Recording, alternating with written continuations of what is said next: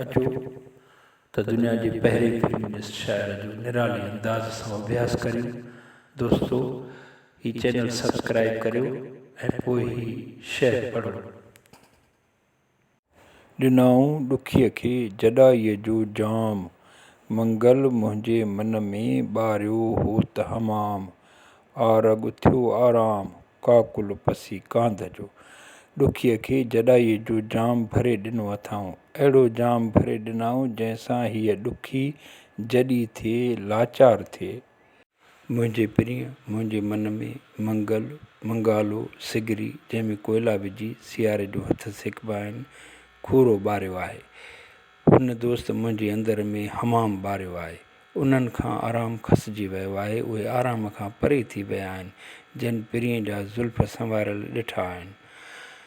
हिकु ॻाल्हि मूंखे अलाए छो अंदर में पई हूंदी आहे त इंसान हाणे कहिड़ी तरक़ी कई आहे। 300 साल अॻु बि मंगल मंगालो सिगरी वग़ैरह हुयूं, उहा हाणे बि आहे ऐं ईअं ई आहे। मंगालो सिगरी आहे छा? मंगालो सिगरी छो? हिकु कमरे में हिकु हाल में बाहि ॿारिजे थी त उहे भितियूं यानी हाल कमरे जूं भितियूं दूंहें सबबु कारियूं थियूं वञनि। उन लाइ इंसान इहो बहितरीनु तरीक़ो ईजादु कयो जो काठियूं ॿारे उन्हनि खे अधु ॿरियो करे एसी ताईं जो उन्हनि मंझां दूंहें करण जो अवगुण यानी ख़ामी दूर थी वञे। उन्हनि खे कोयलनि जो रूप ॾिनो, वरी उन्हनि कोयलनि खे ॿीहर हिकु थांव में विझी उन हाल या कमरे में खणी वञिजे। उन बाहि जी इहा ख़ूबी हूंदी आहे त उन खे केॾांहुं बि आसानीअ सां खणी वञी सघिबो आहे ऐं उते वेही उन ते हथ सेकजनि, पाण खे थधि खां महफ़ूज़ बणाए ॾे। सुवालु इहो आहे त उहे मंगाला सिगरियूं छा मां ठहियल हूंदियूं हुयूं उन वक़्तु? इहा त पक आहे त उहा काठीअ मां कोन ठहंदी, मिटीअ मां बि ठाहे सघिबी हूंदी, पर उन जी उमिरि एतिरी कोन हूंदी जेतिरी उन लाइ कयल महिनत। तंहिं करे घणो ख़्यालु इहो आहे त उहा लोह पितल ट्रामे मां ई ठहियल हूंदी, पर उन वक़्तु दुनिया में लोह जो इस्तेमालु एतिरो आम कोन हो।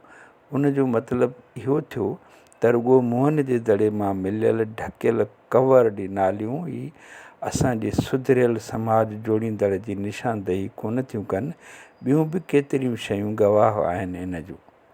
हमाम बि पुराणे वक़्त जी ईजाद आहे। हमाम जो तसवुरु ईरानी शाइरीअ में आम आहे।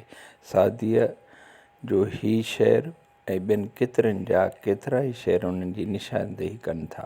सादी फरमाए थो त मूं हमाम में विहिजंदे जॾहिं पंहिंजे जिस्म ते लॻाइण लाइ ख़ुशबूदार मिटी हथ में खईं त मूं उन खां सुवालु कयो, तूं आहीं त मिटी, पर तो मंझि इहा ख़ुशबू किथां आई?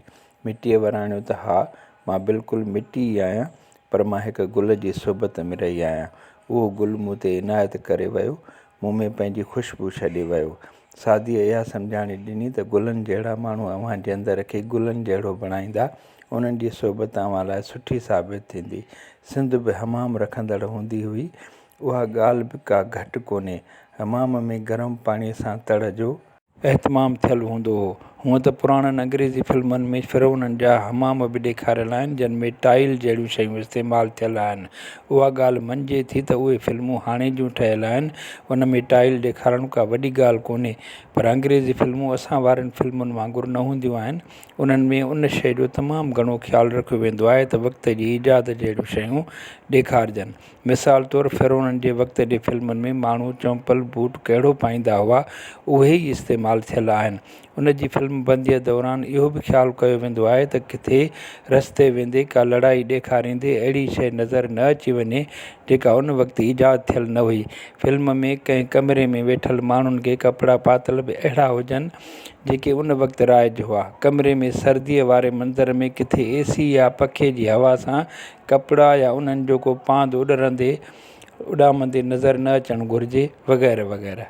हूअं त उन खां बि अॻु यानी दजला फ़रात वारी सुमेरी तहज़ीब वारनि आसारनि मां निकितल बोरची खाननि में टाइल जा मिलियल उहिञाण वात मां बेख़ुदीअ सां वाह कढण लाइ काफ़ी आहिनि। उहे मिटीअ मां नंढियूं नंढियूं सनडियूं सिरूं ठाहे उन खे आवीअ में पचाए उन खे मिटीअ जे गारे सां उसारी कंदा हुआ। जेका उन ज़माने जे हिसाब सां अॼु जी नेट ऐं कंप्यूटर हवाई जहाज़नि खां वॾी ईजाद आहे। मूंखे लॻंदो आहे त रुॻो बिजलीअ खां पोइ उहे शयूं ऑटोमेटिक थियूं आहिनि, न त को ॿियो फ़र्क़ु कोन्हे।